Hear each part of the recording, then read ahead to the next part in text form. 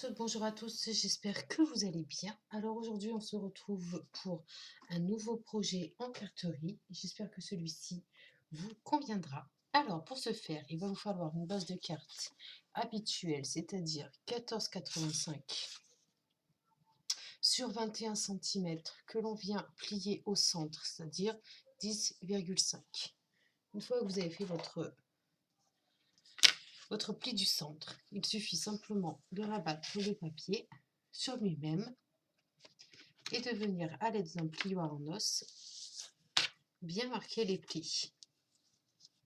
Et faites-le de chaque côté, puisque une carte est menée à être ouverte assez souvent. Donc on la plie deux fois, une fois à l'intérieur, une fois à l'extérieur. Ensuite, la base de carte, c'est fait. Vous allez avoir besoin d'un rectangle d'une couleur, peu importe que celle que vous avez désirée. Moi aujourd'hui je vais travailler sur la couleur verte. Donc celui-ci faisant 7 cm sur 7 cm. Il va faire le matage d'un carré de 6 cm sur 6 cm qu'on va venir mettre au centre et vous allez voir apparaître un encadrement en fait de 0,5 sur le pourtour. Ensuite, vous allez avoir besoin de rectangles. Donc, il va vous en falloir 4 de la même couleur de votre matage. Donc, celui-ci mesure exactement 4,8 sur 6,8. Il va vous en falloir 4 comme ceci. Donc, 2,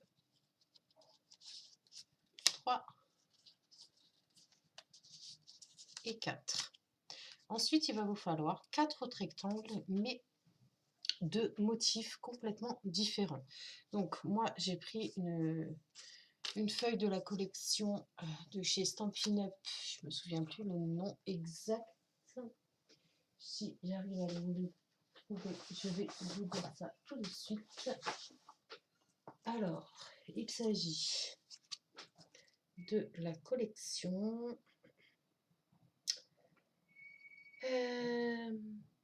Limonade à la limette. Voilà. De la série Design Fraîcheur Florale. Voilà. Donc, la feuille étant comme ceci. Ah, et au recto, vous avez un autre motif.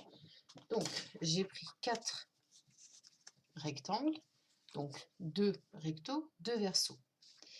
Et cela mesure donc 4,5 sur 6,5. Une fois que vous avez préparé vos petites découpes, il va falloir faire vos matages.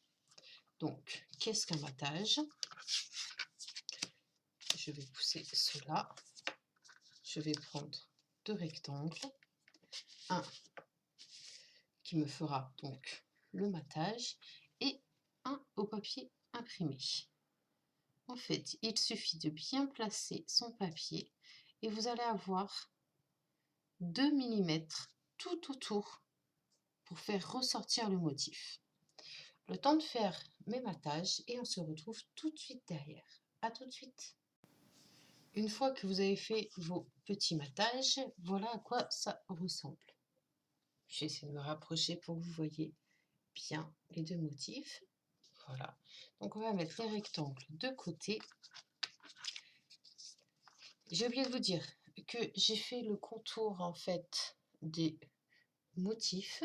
Je les ai ancrés avec la Stézone, avec celle-ci, voilà, avec la Cité d'Émeraude, qui est un verre que j'adore. Donc, nous allons prendre notre carré principal mesurant, je le rappelle, 7 cm sur 7 cm, auquel j'ai mis mon papier mesurant 6 cm sur 6 cm. Ensuite, je vais prendre une planche de tampon. Je ne sais pas si vous allez bien la voir. Là, vous ne voyez rien. Je vais mettre un papier en dessous, ce sera mieux. Voilà. Et je vais prendre tout simplement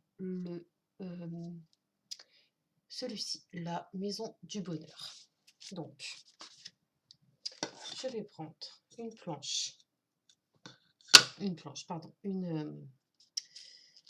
une plaque en acrylique, donc un bloc en acrylique en l'occurrence. Et donc, j'ai dit que je prenais celui-ci. Je vais le mettre ici, au centre de ma plaque, de mon bloc, pardon. Décidément, j'ai du mal. Et je vais bien mettre mon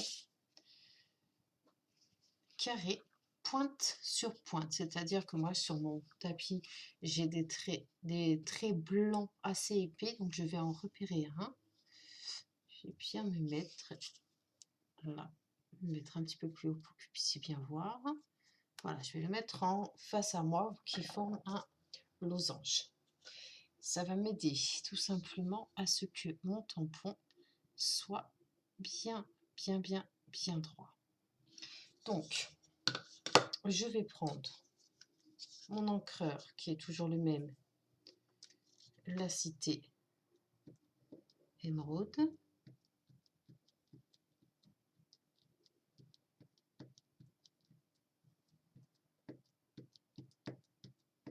Et puis après, je vais pouvoir le tamponner.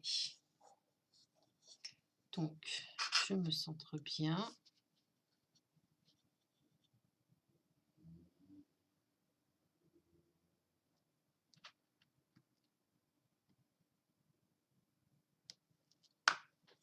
Voilà, nickel. Je referme mon encreur avant de faire des bêtises. Donc, voilà le résultat. Voilà, la maison du bonheur. Une fois que vous avez donc fait votre tamponnage, il est très important de nettoyer vos tampons. Donc, la plupart des personnes prennent des lingettes de bébé. D'autres prennent le nettoyant de la marque de l'encreur. Moi, je le nettoie d'abord avec un chiffon, un microfibre qui permet de l'enlever. Et puis après, j'utilise tout simplement du produit désinfectant pour les mains. Et ça marche. Donc là, je le ferai ultérieurement. Voilà. Maintenant, nous allons passer au montage de la carte. Alors, j'ai oublié de préciser que j'ai également fait le pourtour de ma base de carte avec le même encreur qui est donc la Cité d'Émeraude.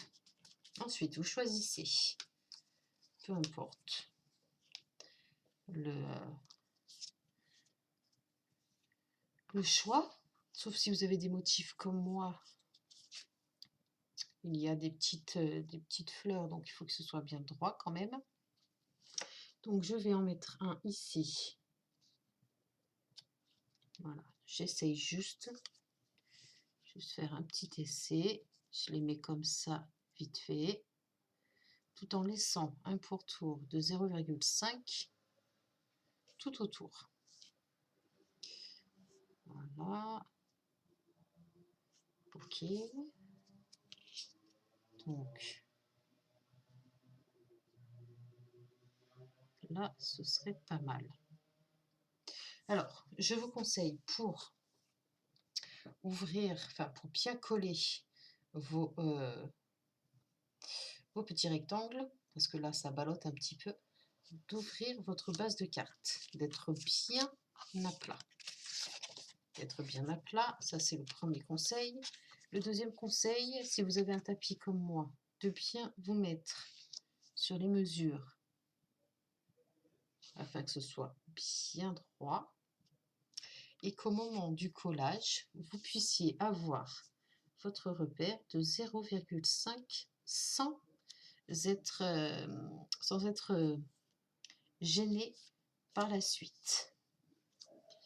Donc, je regarde si ça fonctionne toujours. Ok. Donc, hop. Je regarde quelque chose. Voilà, donc il suffit de bien se mettre en place et de venir les coller. Je fais ça et je vous montre le résultat tout de suite derrière. À tout de suite. Une fois que vous avez collé donc l'ensemble, voilà le résultat. Ensuite, vous voyez qu'il y a un encadrement beaucoup plus soutenu. J'ai pris un feutre alcool et c'est le GR4 Evergreen de chez Caméléon. Des Chaméléons. Chaméléon, caméléon, vous dites comme vous voulez, mais c'est celui-ci. Donc une fois que vous avez fait cela, vous allez donc mettre votre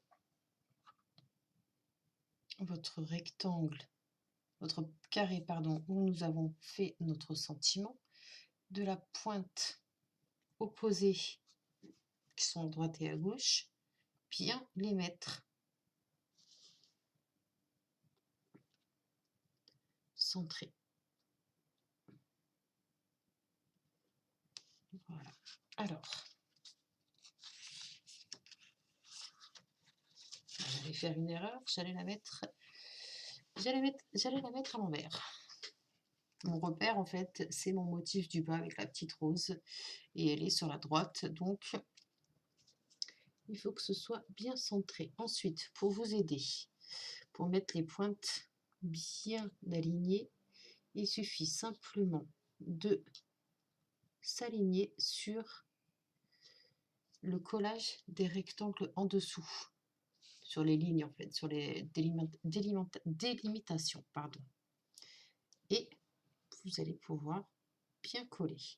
Alors pour coller, il y a plusieurs solutions. Soit vous voulez un petit peu de relief et pour cela vous allez utiliser du double face épais.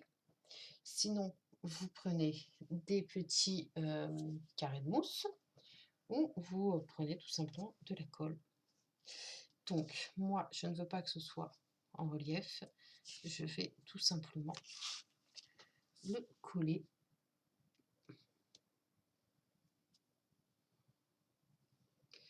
simplement.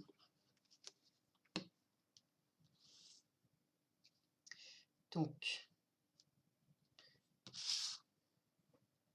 je me mets bien droite